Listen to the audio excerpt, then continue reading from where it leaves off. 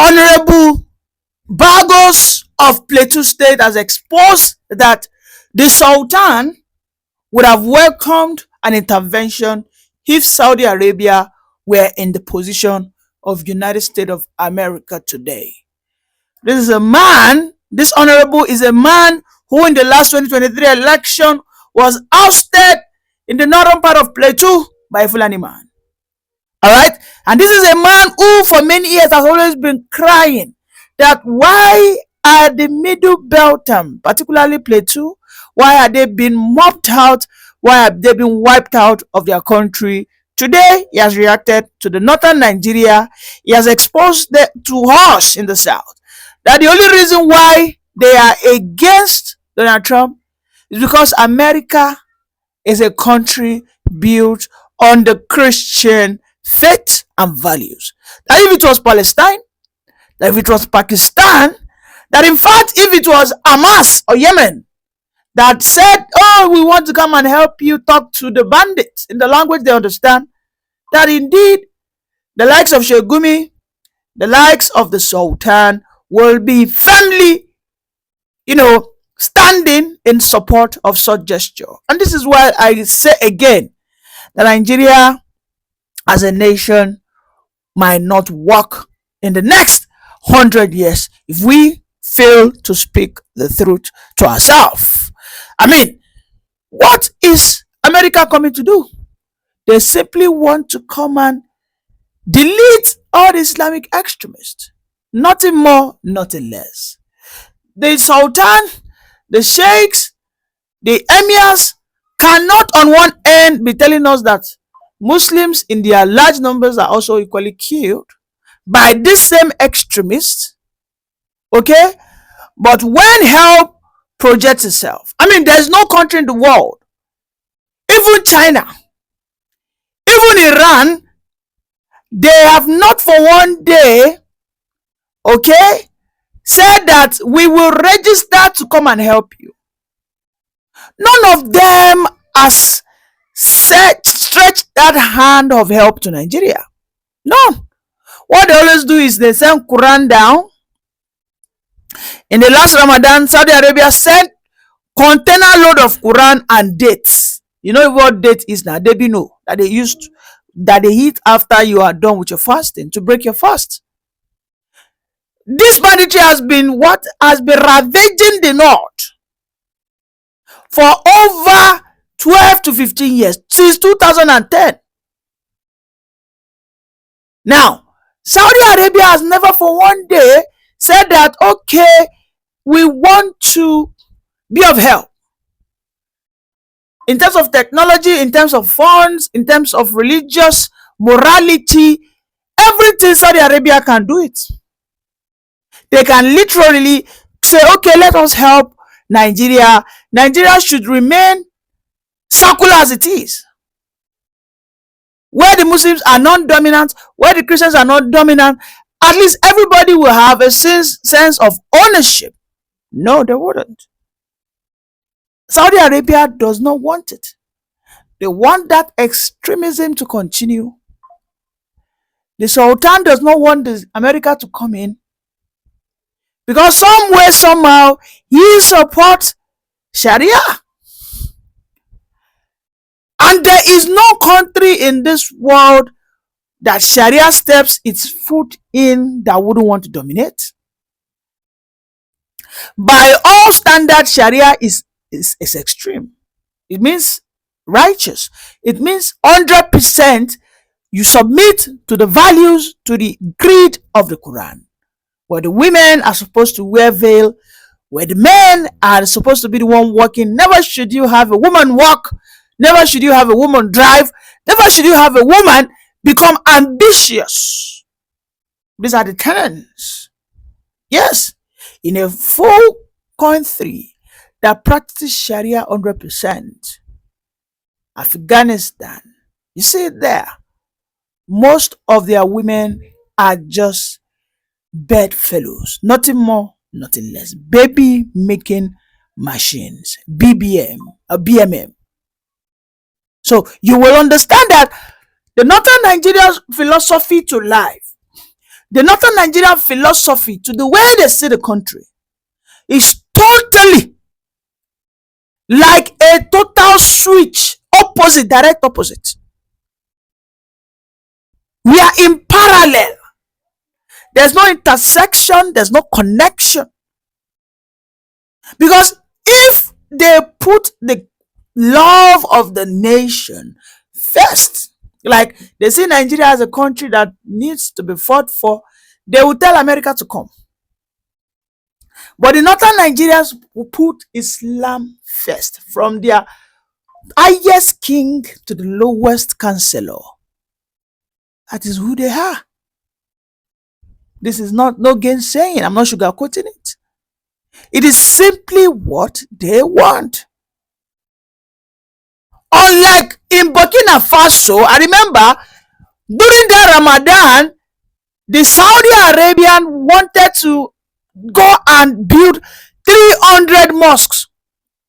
Ibrahim Traore simply told them, listen, I am aware you guys just built some mosque in Nigeria. Saudi Arabia can give the northern governors, they can give the northern Muslims, Alfaz, Imams, millions of dollars. Build Islamic religious institutions. Build Ile-Kewu Alimanjiri schools. They give them money. This has become a lucrative business in the north.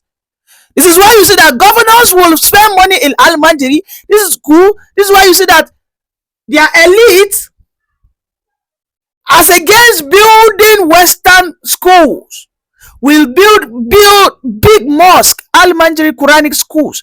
Because when they send proposal to the Arabia capital, Saudi, Medina, money will begin to flow in. And it is those institutions that become fertile ground. Yes, because they will just build, a makeshift elementary schools. They say they have about 1,000 to 2,000 students that are ready to become Quranic scholars. They need funds, and then Saudi Arabia will send them money. But from there, you will start seeing extremism breeding. Yes, because what they learn all their lives is the fakir, the Arna, the Christians, the pagans should not leave. If they are to leave, they must pay jizya, retribution. You have to pay tax for living. Is that not what we have right now going on in Katsina? In Katsina, in Jos, in Benue, in Kogi, we have people now having negotiations with this Islamic extremists before they can have access to their farmlands, before they can do many things as a normal Nigerian should do. And this is why I say that if Saudi had been the nation, that offered to help Nigeria, there wouldn't have been an outcry in the northern Nigeria. El-Zazaki wouldn't have found his voice again. If Iran had said, okay, we'll come and help you. These bandits, okay, we'll talk to them. Let us give peace a chance. Oh, you see them say, oh, yes, this is the best thing. They would not talk about. For many years, the Christians have been killed. And likewise, the Muslims have been killed. I have never seen outcries of the imams. I have never seen an open campaign for international or even local help. We have not seen them cite fatwa on these people. No. They are quiet. Now, because people who felt they have been reduced systematically, people who feel they are being depopulated by these marauders, and they cry out. Suddenly, everybody in the northern Nigeria finds this offensive. When the incident of Chibok girls happened in 2014, 2013, 2014, United States, United Nations sent a lot of money to the northern governors, to the then president. A lot of money was sent for support. They never said, oh, this is coming from a Christian nation, we don't want it. They never said that, oh, whenever the United Nations, US aid comes in, oh, this is coming from a Christian nation, we don't want it. Hypocrisy. You, as a Southern president, as a Southern candidate, you want to work with the North and you think you will go with an open mind. They go wipe you come out like a ping pong. Like, is that not what they did to Jonathan? They go, see Tinubu, see what Tinubu they do. Let us all learn.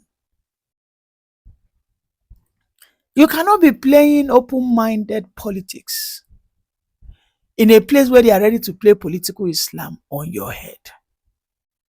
Because what is going on is political Islam. Political Islam will resist anything on towards other religion, but exploit opportunities from other religion. Yes. When other religion want to compete with political Islam, they will come against it. But then when there's an opportunity to exploit other religion, they will grab it. Is that not why they collect money from alcohol, VAT, accrued by the federal allocation? When the state governors collect money from beer parlor, from people selling beer in the south, in the middle belt, I can go to middle belt and drink alcohol, nobody will challenge me. I can go to anywhere in the south, I drink alcohol, nobody will dare challenge me. This is where the monies are generated. We saw that Isba just destroyed some people's beer parlor. Bartender, just 2 days ago, I saw the news. I said, see these people. Imagine, see these people that we say we are sharing the same country together. But they are ready with open arms, with their big, wide, deep pocket to collect the money that is generated from alcohol that is being drunk in the south. The Nigeria must not longer serve the interest of some particular people. It's totally wrong. The Nigerian system must at the time begin to ask itself that question. But of course, we the Southerners must rise. We cannot always be on the victim side. We play victimhood too many. We cry too much. Yes. As a region, as a people, we cry too much. We cry too much. We cry too much. What this man said sincerely is nothing but the truth. Because for him to come out and say this, if I'm going to play you an excerpt of his interview, by the way, what he said for me, I have never thought about it that, chai. If it was Saudi that offered to help now, one pim will not go here. One pim will not go here. Oh, because USA and because Donald Trump is a Christian fundamentalist, a man who is a Christian conservative, so they will feel threatened. Political Islam must resist it. And this is why they are ready to spend all their resources to reject him. But one thing they must understand is even in the global stage, on the global stage, Saudi Arabia has come to that point of pragmatism that orthodox Islam practice does not bridge development. It doesn't. Mention one country that is practicing Islam as they do in Zamfara, Sokoto, Katsina, that has progressed. Mention one where they will say no to Western civilization. Even the Boko and the bandits and the ISWAP, are they not using guns that was developed by Western civilization? Are they not using telephones? Are they not wearing clothes? You see, that level of illiteracy is a problem. This is why I keep saying that you cannot just say you want to change Nigeria. If in the north you have nothing less than 20 million out of school children that are ready foot soldiers to fight for a faith, for a religion. In the south here, in the middle belt, you don't have anybody that is ready to fight for Christianity. There's none. Those in the north, these ones are ready to carry gun for an imaginary 72 virgins. Our own boys in the south, these ones that are making cool cash, doing their game, yahoo, making money, making dollars, enjoying life. If push comes to shove, they escape, run to another country, and start a fresh life. Oh, now those ones, Tinubu must reconstitute this nation. We have fire on our roof. It is burning. The flame is increasing. Let's listen to that honorable. Then we'll continue our analysis. But, was he? So was he? Because that clip has gone viral. It's on CBS. It's on every news station, and you know, Christian sentiments around the world. You know, it's quite shocking. You know, for a lot of people. Is there a Christian genocide in Plateau State? You know, it's unfortunate that that authorities have allowed what has been happening on the plateau to now have a religious coronation, because this has been killings that started many years ago. Is it a Christian genocide, though? Absolutely, because who are the majority there? Who are the majority there? Who are the people that have been killed?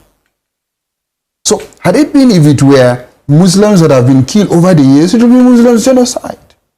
But absolutely, for how many years that our people have been killed, majority are Christians that were killed. So definitely it's Christians genocide.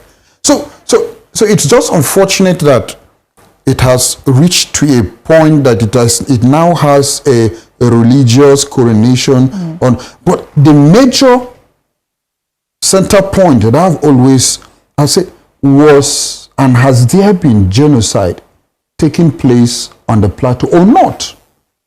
So let's not ignore the fact that these killings have been going on so many years. Let's not ignore the fact that communities have been wiped out over the years. Who is the perpetrator? Absolutely. So who is the perpetrator? You and I has always been here that whenever it happens, all we usually hear is that perpetrators will be brought to book. And many years ago, the book of the perpetrators has been empty, but the book of people that have been killed is now filled up in volumes, and that's why people are now crying, and that's why it now has the coronation of Christian genocide, because majority of the people in the book that has been killed are Christians.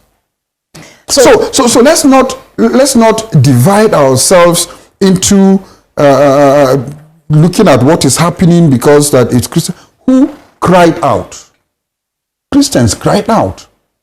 Who have been killed? Christians have been killed. So definitely it will have that coronation. But there are times when Muslims have been killed, even in your state. Absolutely. So because I know your state is a Christian dominated state, but maybe yes. Say there have been years when Muslims have been killed as well. Absolutely. So you see, that's why I said it's unfortunate that we have allowed it to take this religious coronation. And the other good side that I looked at, the 12 states that the United States have mentioned out for intervention. And for me, I don't want us to look at it as invasion. It's intervention. Well, it's the words. So it's the words that President Donald Trump for me as a lawmaker, it's now left for the Nigerian government to come to the table with their own bilateral relationship agreement for intervention. Those are the intervention. This is where we are lacking to address the issue of insecurity. Because from the 12 states, you have Jigawa, you have Zamfara. Who are the majority there? Have people been killed in Jigawa and Zamfara or not? They have been killed. So, are you telling me that the majority of the people that have been killed in Jigawa and Zamfara are Christians? No, they are Muslims. But who cried out first? The Christians cried out first, and that's why it has the coronation of a Christian genocide. The Christians cried out first. So we want to see the imams crying out in Zamfara. We want to see the imams crying out in Jigawa. We want to see the imams and the Christians coming together to cry out that, look, this issue is now a national genocide. So until we agree on that perspective, that this is a national genocide, Christians are being killed on the plateau in Benue and other places. in southern Kaduna and so on. So as a Christian, my people are being killed. So definitely that coronation of Christian genocide is there. Let's not use religion, ethnicity, and tribalism to be hypocritical about the issue of the genocide that is happening in this country. Because the major center focus is that people are being killed. Nigerians